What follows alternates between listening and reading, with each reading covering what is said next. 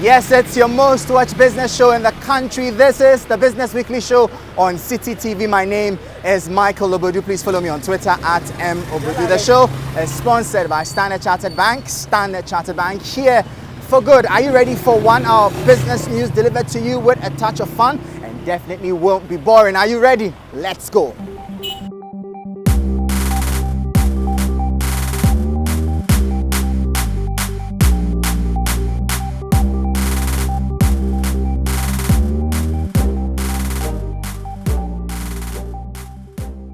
If you have friends and family who are contractors, now is the time to be very nice to them because their monies are about to drop any moment from now. The government has finally constituted the Road Fund Board, which will be in charge of ensuring their payments. Some of these contractors are here having been paid since 2016.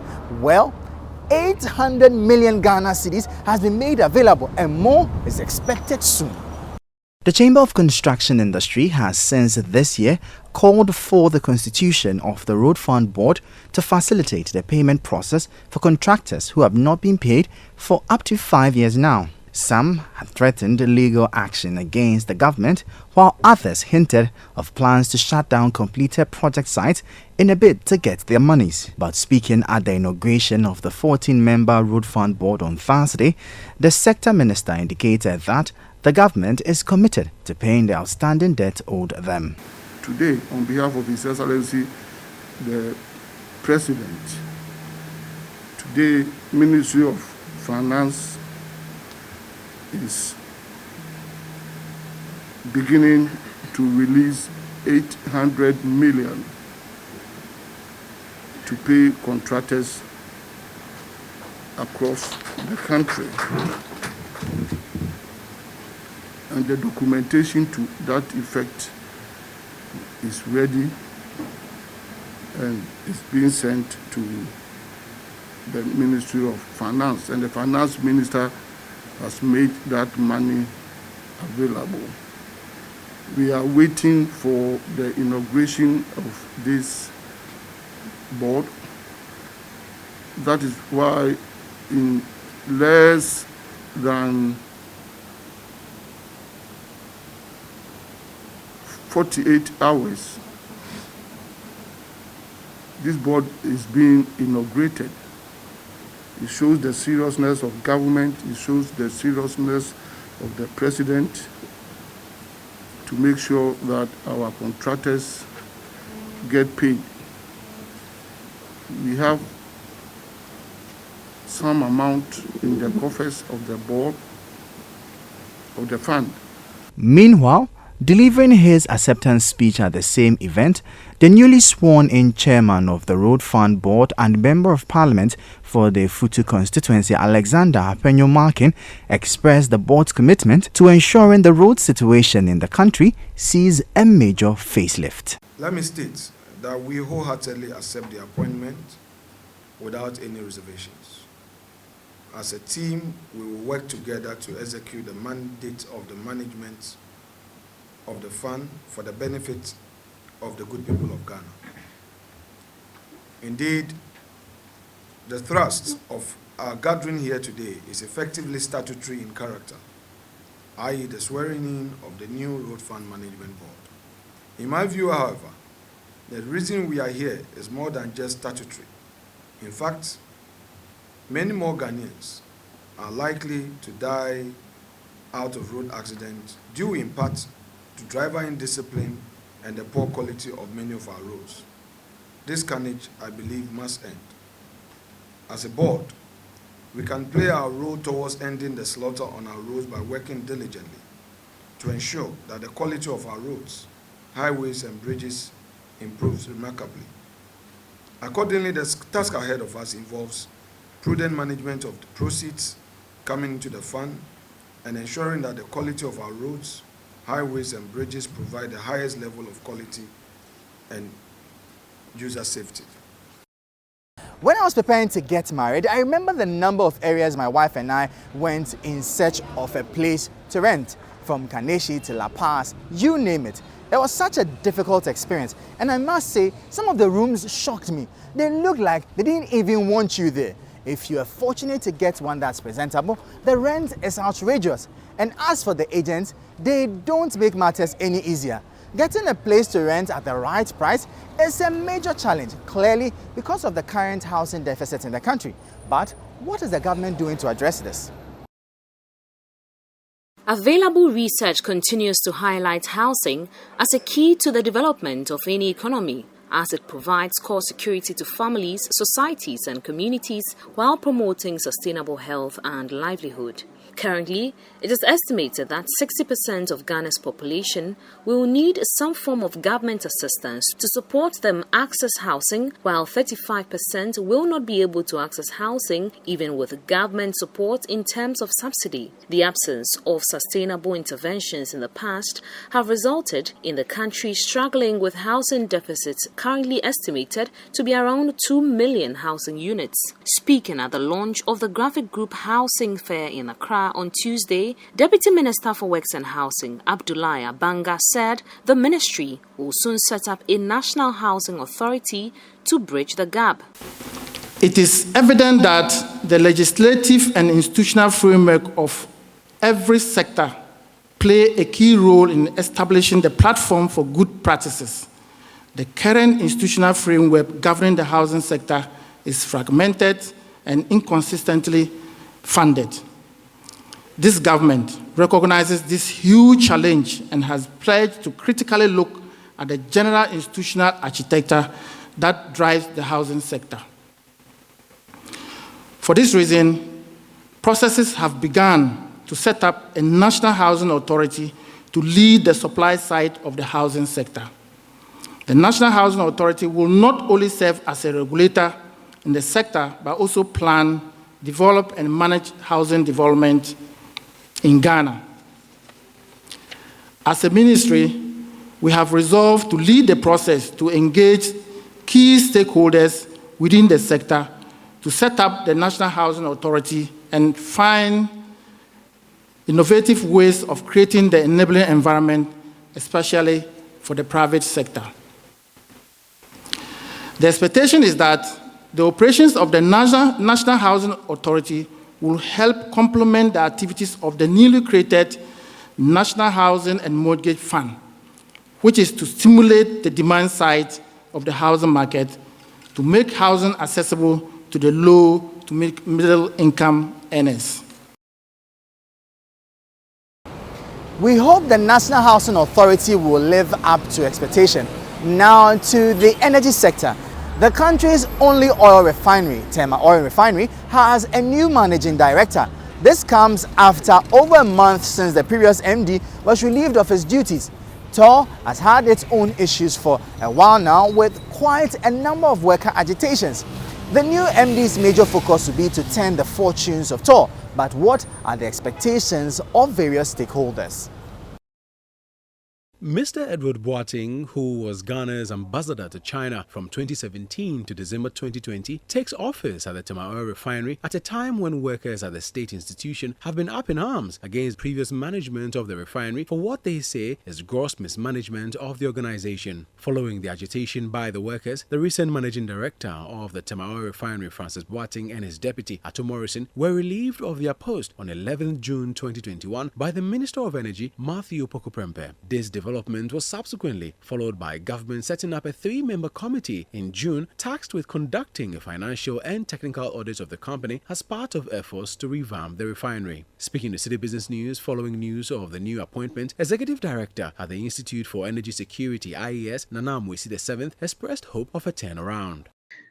This is the 4th managing director to be elected by the president within a span of 4 years. And we hope that this one will come to stop the stream of leadership failure and the failure to turn around the fortunes of the Tema Oil Refinery. We hope he has the qualities to, as a leader, to drive that change that Ghanaians and the workers of TOR are craving for. As we speak, the Tema Oil Refinery has a poor utilization rate in relation to its assets. Efficiency is not something you can count on when you go to tour. The morale of staff is very low. And of course, you can't see any positive outcome from tour as it sits. But then when you come with the right traits, the right magic wand, of course you can change things. Nana Mwesi VII further highlighted key areas of focus for the new MD and urged government to look for private investors to turn the refinery around for the long term. The area that he needs to focus on is to bring the existing refinery capacity to its full steam, 45,000 barrels per day today, because they've had one of the furnace exploded in the past. They are doing approximately 20,000 barrels per day if they even have to run. So he has to help to fix that very exploded furnace. The second thing is to look at the boiler system. They have acquired one that was paid for almost 5 years ago. If they can complete its installation, it's going to help with utilities and drive their own steam from their own internal source. The next thing that the managing director needs to concern himself with is the storage capacity. Almost 50% or more is down. They need to also change the shells, change some floatings and all that, so that they can utilize the storage capacity well. What's most important is that whilst you are doing all this and seeking to revamp the refinery from even 45,000 per day to almost 120,000 barrels per day, you will need money to do this. It's about time that governments, accept to cede the major part of its stake to private funds. That's the only way we can have money come in. That's the only way we can see efficiency in the system. Then, of course, we can be assured of fuel security and price stability to some extent. Mr. Edward Boateng, I wish you well at all, and I hope that you make it a better place soon. Ghana is indeed a wonderful country. Do you know that while countries around the world experience a decline in foreign direct investments due to the COVID-19 pandemic, for us, it more than doubled. The amazing thing is that the number of projects that will be implemented, with the almost 30,000 jobs expected to be created.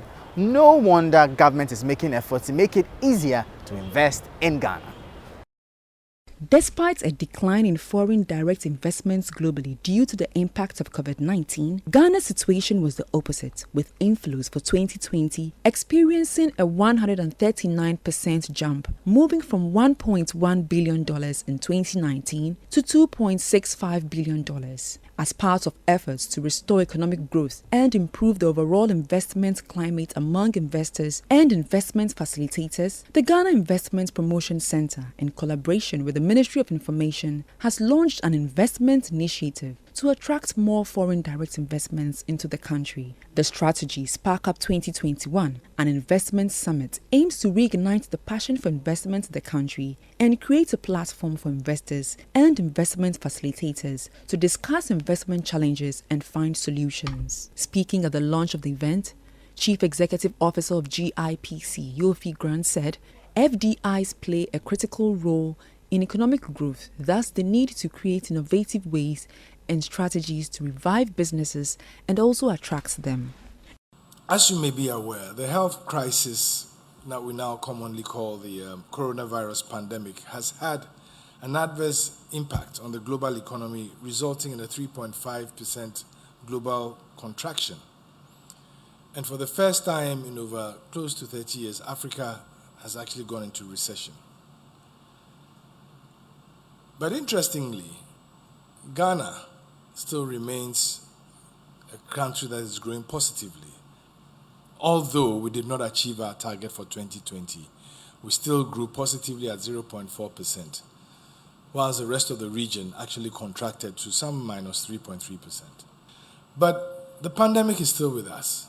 And so this calls for innovative ways and strategies to revive our economy, revive business, but also to attract foreign direct investment to Ghana, which, by the way, is almost very important for any economy, whether it's developed or not developed. Indeed, the US is still a major attraction for foreign direct investment. China is probably one of the biggest recipients of foreign direct investment. The Emirates, although flush with cash as it may seem, is also a major destination for foreign direct investments. And I believe that Ghana can position itself very well to also be a major attraction for foreign direct investments. And indeed, over the past few years, Ghana has been noted to be the most attractive place for investment in West Africa. Even though Ghana and Cote d'Ivoire collectively produce most of the world's cocoa, farmers from the two countries aren't benefiting much from their hard work. You know, the global chocolate industry is worth over $1 billion, but our farmers just get a scanty piece of the money. The good thing is both countries are making efforts to improve the situation for farmers, and they are calling on other countries to join in.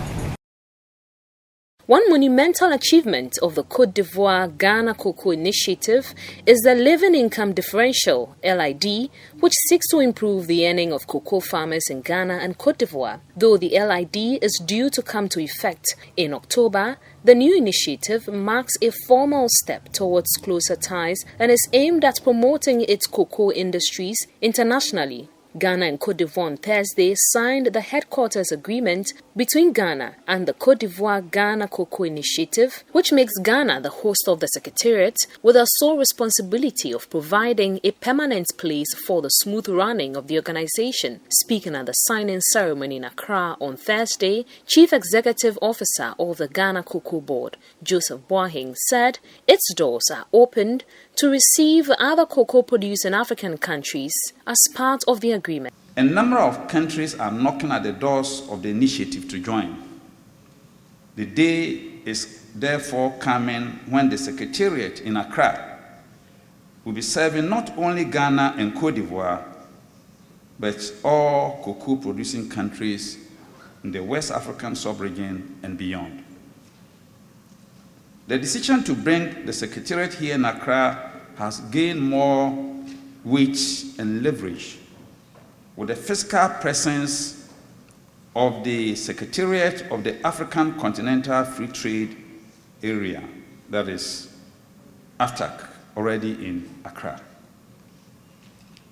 Distinguished ladies and gentlemen, let me emphasize that the team of experts from Ghana Cocoa Board, under my able leadership, have enjoyed fruitful cooperation from our Ivorian counterparts. On her part, Minister for Foreign Affairs, Shirley Ayoko Botwe, said the Secretariat marks a higher level of cooperation between the two leaders in cocoa production. The world's two largest cocoa producers, Côte d'Ivoire and Ghana, have created a joint body to improve coordination in research, price setting, and the fight against child labor. The two countries, which produce about 60% of the world's cocoa, have coordinated on some of those issues before. But this new organization marks a formal step towards even more effective cooperation. The Côte d'Ivoire-Ghana Cocoa Initiative will provide their cocoa industries internationally and defend their collective position in the global market.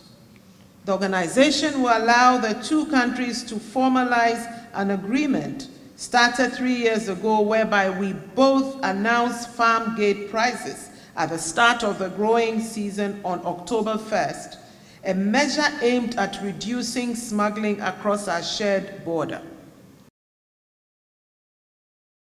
There are rumors that the government is going to reverse an earlier reduction of the benchmark values of some goods imported into the country. The benchmark value is part of items used in the calculation of duty importers have to pay for goods. The Vice President had some years ago announced a reduction in the value to lessen the issue of smuggling in the country. Some have argued that this has been effective, But now, with the news of a likely cancellation of this rebate, the Ghana Union of Traders Association says it's really going to make doing business difficult for them. Benchmark values are reference values used by customs in determining taxes and duties on imported items. The Ghana Union of Traders Association contends that the reduction on the benchmark values is the last straw of hope that businesses are holding on to in the wake of the outbreak of the COVID-19 pandemic. In an interview with City Business News, President of Govt, Dr. Joseph Obeng, is of the opinion that a reversal of the directive may rather induce smuggling into the country. This is not the best way to go, because this will not succeed in that quest to enhance on its revenue collection. We've been there. All that this thing will succeed to do is to induce smuggling and induce unorthodox ways of clearing goods. And these have always gone in the negative for government's quest to enhance on its revenue collection. The Ghana Revenue Authority earlier dismissed reports that it has been directed by the Finance Ministry to reverse the 50% reduction of the benchmark value on imports. However, according to Govt, reports reaching it indicate that this reversion could affect essential goods like rice, frozen chicken, edible oil, and the likes. Govt also insists any attempt to reverse the policy will bring untold hardship and disunity among Ghanaian business communities. We've gotten information that the benchmark value is being removed for certain items. And these have been on the line for some time because of agitation by AGI. But as we all know, these are not the right times for such introduction of new taxes. And so we thought government will wait on this issue for a while because of the difficulty and challenges that we have in presently for clearing our goods and doing our businesses. Where commodity prices have gone up astronomically high, freight charges have gone up, commodities have gone up in our local market to the extent that it is becoming very unbearable. Now to the mid-year budget review. The government introduced some new taxes in the 2021 budget. People weren't too enthused about this, especially the one on petroleum taxes. The Institute for Statistical, Social and Economic Research, ISE, says it is important that some of these taxes are reviewed so that those that aren't living up to expectations are scrapped. At least this will give some consumers some respite. The government, as part of its revenue mobilization drive, introduced some levies and taxes in the 2021 budget, a move many criticized. The taxes include the COVID-19 Health Recovery Levy, which imposes a 1% levy on the supply of goods and services made in the country other than exempt goods or services, the Financial Sector Recovery Levy, which imposes a 5% levy on the profits before tax of banks, the Energy Sector Levy, which imposes an Energy Sector Recovery Levy of 20 pesos per litre of petrol and diesel and 18 pesos per kilogram on liquefied petroleum gas, and the Sanitation and Pollution Levy of 10 pesos per litre of petrol and diesel. These tax policies took effect on Saturday, May 1st, 2021. Speaking during a post-mid-year budget review conference held in Accra on Tuesday, the director of the Institute for Statistical, Social and Economic Research, Professor Peter Quartey, outlined how well the taxes had performed 3 months down the line. We've seen the new tax measures. Of course, the freebies we enjoyed during the pandemic have to be repaid. Free water, free electricity, hot and cold food, and so on and so forth. If you were infected with COVID, you were treated free of charge. These were all costs that somebody has to pay. In economics, we say there is no free lunch. It has to be paid for. Now, government, in trying to do so, introduced new taxes in 2021, and this yielded 249.7 million in revenue for the first half of the year, as against a target of 358.1 million. The COVID-19 health levy and the financial sector cleanup levy are performing better than the others. The point we raise is that we've had 2 months and we've raised less than 100 million out of the 889 million cedis target for the COVID-19 health levy, for instance. So the first 2 months, this is how much we've raised. If we go at this pace, can we meet the target? And some of them are not actually doing so well. If you look at the graph on the right-hand side, which I picked from the mid-year statement by the Minister of Finance, you can see that some are not doing too well. The pollution and sanitation levy, for instance, is there, and then we have the Delta Fund and all of that. Based on these figures, Professor Kwate then highlighted the need for an in-depth evaluation of these taxes to ascertain whether or not they were efficient means of raising revenue. There is a need for a critical assessment of these taxes to ascertain whether they are efficient means of raising revenue rather than being a nuisance tax that stifles private businesses. Some are doing well, others are not doing quite so well. At the end of the year, I would expect to see a critical assessment of these taxes, because businesses are also complaining that it's affecting their businesses. So let's look at the cost and the benefits in terms of encouraging private businesses. And if we are not generating enough revenue from them, then we could as well scrap those we think are not performing as expected. Still on the mid-year budget review, I'm sure we were all excited about the news of the agenda to create 1 million jobs.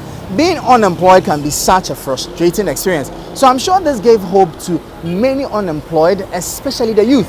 But this news wouldn't be of much use to us if we don't have the details of which sectors the jobs will be created. Labour analyst Senyor Ajabin agrees, and he says the government should do so soon because we deserve to be aware. Who knows? It could give us a fair idea so we can start polishing up and acquiring new skills to make the cut when the opportunity finally comes. In Ghana, available data indicates that 600,000 people out of the total labor force of over 12 million are not employed. Analysts have warned that the figure may go up if interventions are not put in place. Key among all the promises in budget statements by governments over the years has been job creation. In the most recent mid-year budget review, the Finance Minister Ken Ofori-Atta announced government's 1 million jobs initiative, which was initially hinted by President Nana Akufo-Addo. The minister said this intervention is a deliberate move by the government to empower the youth in order to ensure economic growth. He also noted that the government, as part of its recovery program and transformation agenda, is easing the constraints on the private sector to enable them to expand and provide jobs for the youth. Sharing his thoughts on these promises, Labour analyst Senyor Ajabin opines that these initiatives being promised by the government should be able to produce sustainable jobs and not temporary ones. Some jobs have been created, for example, between 2017 and 2019, we're told that planting for food and jobs created about some 700 and something jobs. And then recently, the Minister for Trade and Industry mentioned that for the past 4 years, the 1D1F project has created about 130,000 jobs. So indeed, some jobs are being created, except that, for example, in the agri sector, the 700 jobs were non-permanent jobs, they were temporary jobs, and so they pass away very quickly, but it does not mean that some jobs have not been created. What we should be looking out for are sustainable jobs, jobs that are permanent in nature, and jobs that really provide security, enough financial security over a long period of time for the people who would be engaged in those jobs, and that's mostly the youth. Mr. Ejabin also demanded for specific details and timelines as to how and when these initiatives will be rolled out. We say that we're creating jobs, and we say 1 million jobs, but when we interrogate, we don't find the details, as you have said. So where are the jobs coming from? What specific sectors are the jobs going to come from? And what are the specific quantities and the types of jobs, so that, people who are able to apply for those jobs and to give, themselves a shot in those areas will do that. So when the announcement is made, of course, it endangers hope, but we need more details.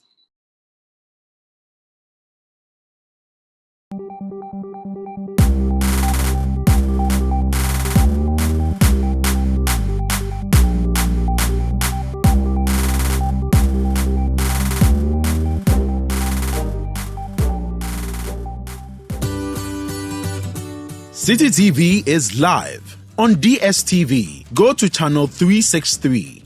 On GoTV, access City TV on channel 182. On a digital TV, please press the menu button on the remote control and run a new search on your TV. Take note that without an antenna, you cannot access City TV on your television. City TV can be accessed on a free-to-air digital box like the GoTV and Star Times box. City TV, it's your world.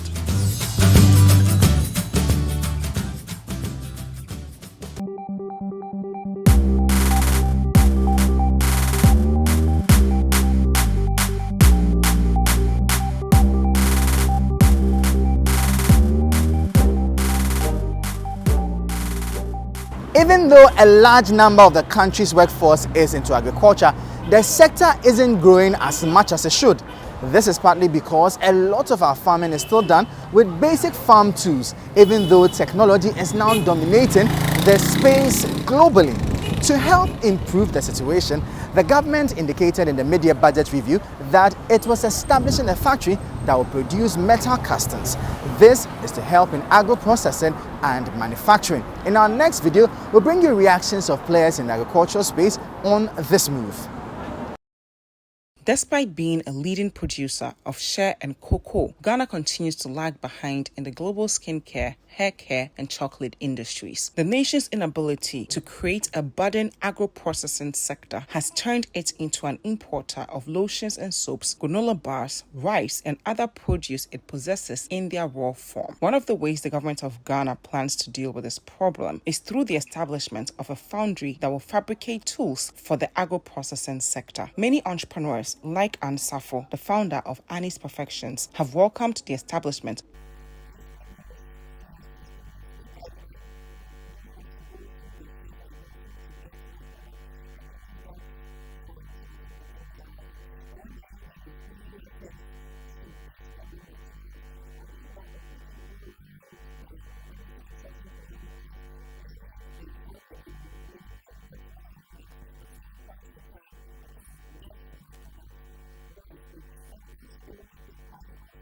Bentel Opoku, the CEO of Nature's Treasures Food, believes that the foundry will create more synergies between farmers and agribusinesses to help them better serve the growing natural food market. Now that people have become very conscious about healthy eating and all of that, it might be difficult for somebody to just take moringa juice and drink or eat baobab and all sort of things. But we are able to put these ingredients in a form of snacks that people can consume. It's tasty, people can enjoy the taste of it and still enjoy the nutritional benefits of it.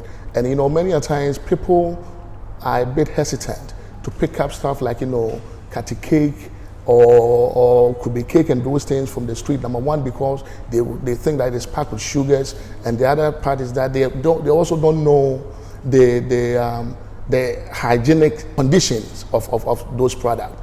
So we come in as a processing company that are able to take some of these locally acquired snacks and transform them in such a way that it is presented in a package that people will feel comfortable reaching out for, so that the local seller for the peanut, or as we say, the granite seller, the fruit seller, and all of that are not losing out on the local market, because people are now tending more towards international snacks because they think they meet the hygiene standard.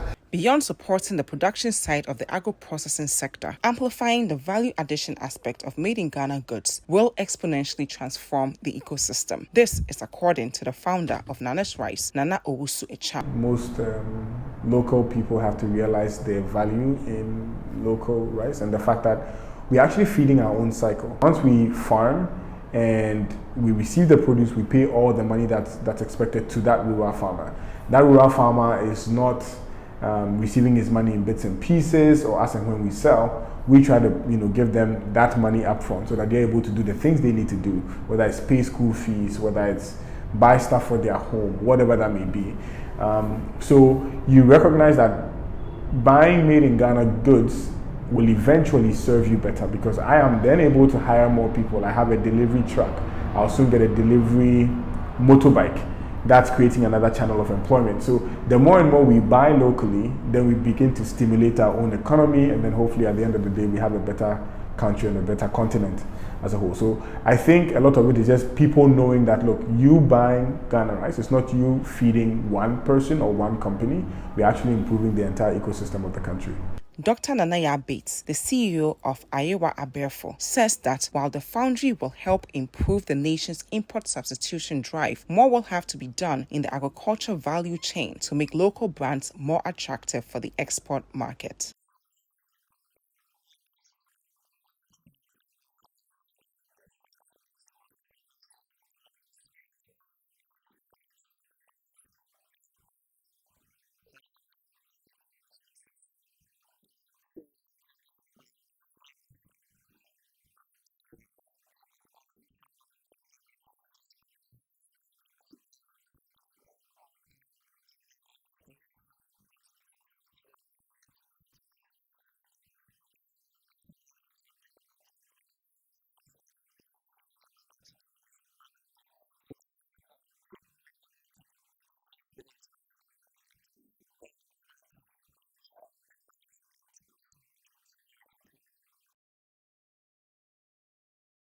When the president announced during his last COVID-19 update that post-event receptions were banned, I was wondering, hey, so what happens to people who have already, for instance, planned their weddings or funerals and have distributed invitations?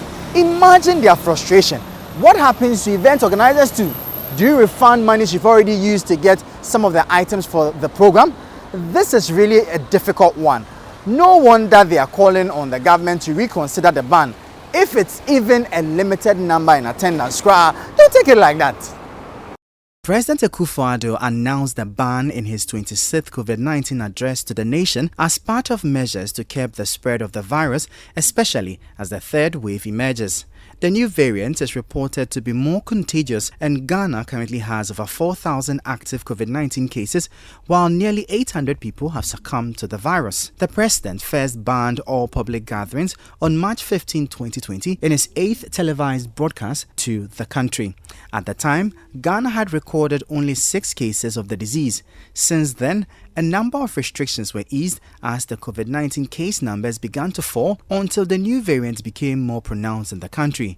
The Event Vendors Association of Ghana, EVAG, have lamented the impact that government's restrictions on social gatherings have had on their businesses and have continuously called for a more strategic approach in rolling them out to ensure the industry gets back on its feet. The administrator of EVAG, Hagan Richmond Ejiri, called on the government to take a second look at the latest restriction in the best interest of the industry. We think the government should really look at it again. But the total ban on funerals and weddings is serious. It's serious. And it's like nobody cares about us. It's like nobody cares, because we've had major funerals of Rollins in this season. We've had major funeral of the former general secretary of the MPP, John, in this season. We've had a major election. We've had after party after the election. These are all major events in the country. But our small businesses that we do that we don't have anything to do. Some of our members employ more than even 10 to 20. So just look at, and we are almost in 12 regions now, about 700 membership. And even if one person employs at least 5 people, how many people are going to be unemployed? So this is really hard for us. But we think that the government can reconsider it again by ensuring that the protocols are being observed at every given time. It can ensure security institutions in many of the event centers so that at least anytime there is event, the protocols can be observed. Apart from that, we don't think we can do anything about it because the total ban is really hard for us. It's really hard for us. Since midnight, yesterday to now, people have been complaining, sending messages straight from clients to them about how they think that they should be refunded. How are they going to refund this money? These are huge money. You know, when the COVID-19 pandemic first struck, sanitizers and nose masks became of high demand.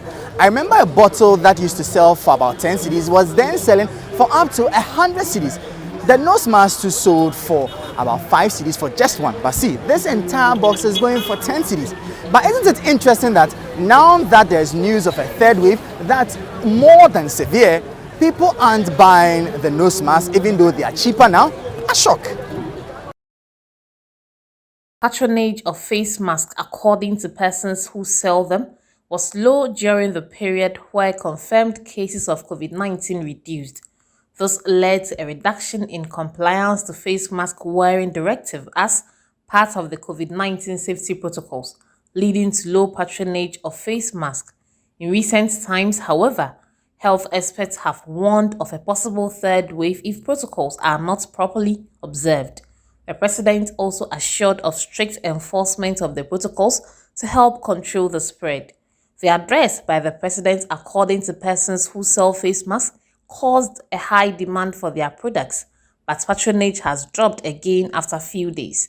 Nana do kasa week ni mu die na eto Sunday no kasa ye ni week na esi mu nyina na eto na de ete ne se on se Ghana for na yaso oden this nana do be kasa nza na ye hu se yare na ekoso nti ye beto last week in there na ye ba this week there ye nto ne se ne no moto no last week no e se ye na ye na mo de ye hu se yare na ekoso nti this nana do sa ba ebe kasa yare no sa akoso ndi ebe ma ehu atoye so ama max ne yatimi ahye Pipacho se dana na be kasaye no sa dana de achi ne de o moto kakra se de ne to no enhye dan kwa yi bia kadina no o kasa no moto ne se ente sa ezo tika mu kra e bia ni ba miensa no mu hyebi na ye ne aka no obi an hyebi ti ne to ne de saka ne no Ese yeye time na nya me kasaye de na enye ji se nipa na obe ya obeto adi se wo ko bank na wo ko office bi na obeto but nana be kasaye de say de omonto no kakra. They have thus called for the strict enforcement of the protocols in order to increase the sale of their products.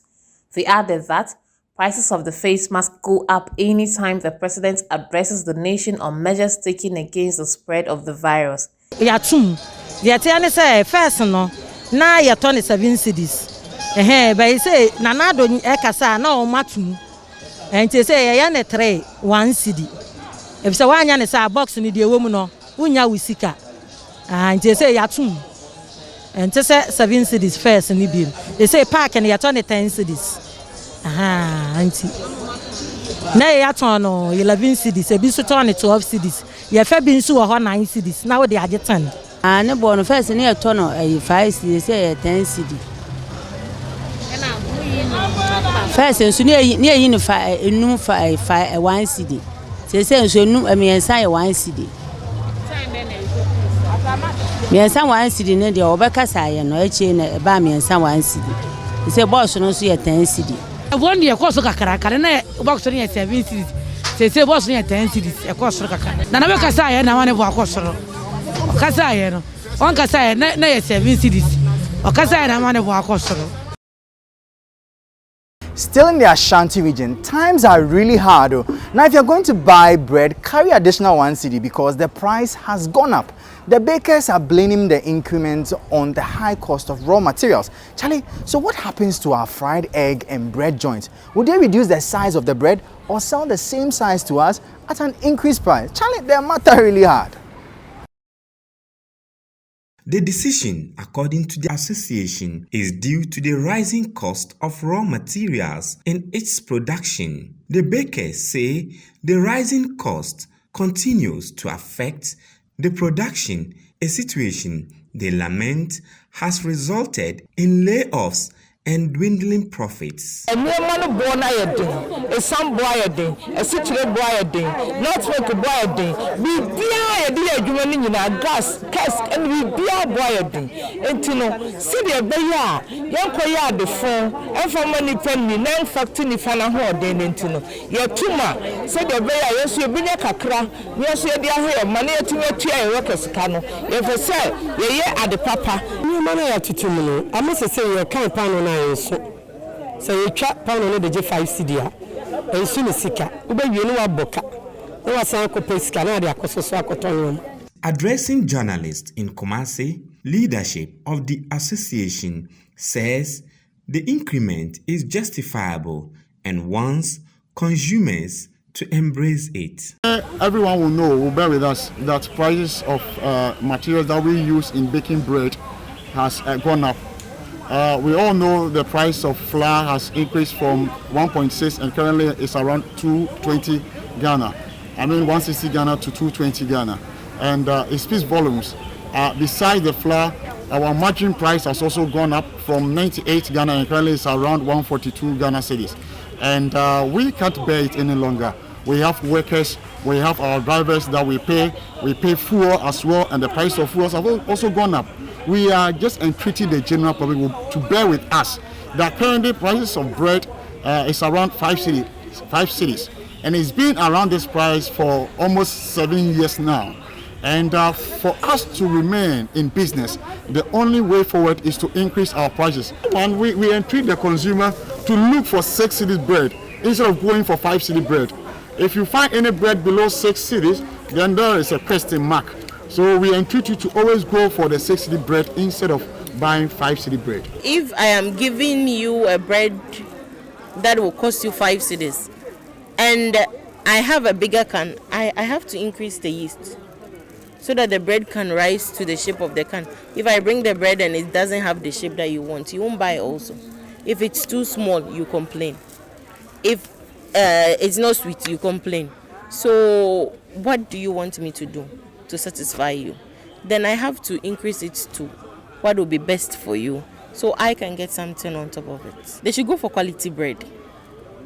Don't go and get bread that is like, I don't want to spoil somebody's business, but it's like air. You pick it, it's huge. You pick it and it's just air. I don't know what is in there, but I can tell you the ingredients were less. That's the only way you can do something humongous for somebody. Now to the Bunu region, I'm sure you've heard about the announcement of cases of bird flu in the country. It's really affecting the businesses of poultry farmers in the region. They say business has come to a standstill since the announcement. People aren't buying their birds because of fear of contracting the virus. Poultry farmers in the Bunu region have described this year as a terrible one for their businesses following the shortage of maize, a major component in feed preparation for their birds, and also the outbreak of bird flu in some parts of the country. According to these farmers, the outbreak of bird flu in 4 regions has affected their sales because people are afraid to eat poultry products for fear of contracting bird flu. The farmers have been sharing their frustrations with City Business News. The impact of the bird flu is I don't know how to explain it. In fact, this announcement of bird flu has cost me personally a lot and the poultry industry as a whole. Because of the announcement of bird flu in Ghana, you know, when they announce that you have bird flu in your country, no other country allows you to export your poultry products to that country. You see, this line of my pen is around 7,000 birds that I have negotiated with somebody at Agro-processing to come and pick it this weekend. But because of the announcement, the Ivorians have seized that they will not allow poultry products from Ghana to Ivory Coast. So the person called me yesterday that he can come and take the spent layers. Now I have about 7,000 spent layers that I have to sell. Ghana, we don't buy fresh birds. So now where do I go? What do I do? The birds are eating. They don't produce eggs. The eggs they produce are not matched with the feed. I have to sell them. I have nowhere to go. Now I'm running at a loss. What do I do? Because of this announcement of the bird flu. Bird flu no eba said the nipa nemu ho asam no. Ya na said the mi kan no edihu ebe wura nipa mu say okodi kosua ana wo akokokora. Te basa na ma odi kosua kodwa so a ye nto. Biem so neighboring country no nyina te say bird flu aba ha. Na ma ye de COVID to suspend layers a kodi wafo eboa ebeche ekoma ye no. Nyina omwajai to see akura me no kasai matese Cote d'Ivoire for what more them say omoma enkoko ho ade bia emfri Ghana enko ti ekoba sa na de hawo kese abre pa anti mesre se aban ya ho bibi animanimu yai se de be ya ba bia yare ni nuru ye no ye betimi adi eja asem bia ye emmachi. Now to some very optimistic news from the Western region. Golden Star Wassa Mine is hoping to double its current investment of $200 million in its underground mining operations in the next 5 to 7 years. This would clearly result in more jobs for the people in the area. I also hope a deliberate effort is being made to ensure the community is not left out in the associated development this comes with. The 10% government-owned Golden Star Wassa Mines in the Western region commenced surface mines in 2015, but has since 2017 operated as an underground mines. Speaking to City Business News during its release of second quarter financial and operational results in Takoradi, the Chief Operating Officer of Golden Star, Graham Crew, said following its investment and performance over the period, Golden Star is on track to deliver its 2021 production target of about 155,000 ounces. I think the second quarter at Wassa was a solid quarter, almost 38,000 ounces, very in line with Q1. Importantly to us, health and safety is still something that we're doing well in, and managing COVID, of course, as well. So production was in line with what we expected, in line with reserve grade, and quite a solid quarter production-wise. I think over Q2, I mean, Wassa is generating cash flows at a site level. I think what's important to look at over that quarter, we still invested over $10 million in the mine, $3.3 million in exploration just over the quarter, and paid over $5 million in taxes to the government of Ghana. So, the mine is generating cash flows today at the current production level, but we're continuing to invest for that growth that we're talking about in the PEA and the southern extensions of the mine. By way of contribution to the local economy, the Chief Operating Officer of Golden Star Wassa Mines also said about $94 million went into local procurement over the period. Roughly 80% of our procurement spend in 2020 went to local suppliers, and that was just under $94 million US. So, it's a significant investment. Add that to the salaries that we pay, taxes we pay, etc. I think it was something like $200 million worth of payments and value generated to the Ghana economy through that. As Golden Star promises to deepen its investment into the MOU signed with locals within the Wassa Mines catchment, Mr. Crew hinted of plans to double its investment in the next 5 years. So over the current reserve life, you're looking at about $200 million worth of capital investment. And then as we move into the PEA, you're looking at about another $200 million worth of growth investment. And over the life of the PEA, you're looking at another $400 to $500 million worth of sustaining capital over the life of that operation. So you're talking about significant investments.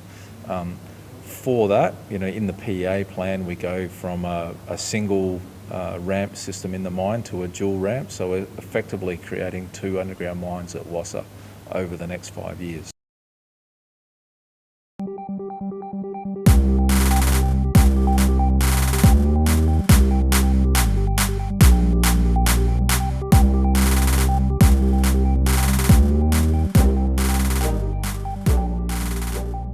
Well, time's up. It's a wrap from here. Thank you for tuning in to the most watched business show in the country. This is the Business Weekly Show on City TV. The show is sponsored by Standard Chartered Bank. Standard Chartered Bank, here for good. My name is Michael Obodu. Follow me on Twitter at @mobodu. Don't miss out on the business dashboard at 10 p.m. sharp every weekday, with a repeat the following day at 7 a.m.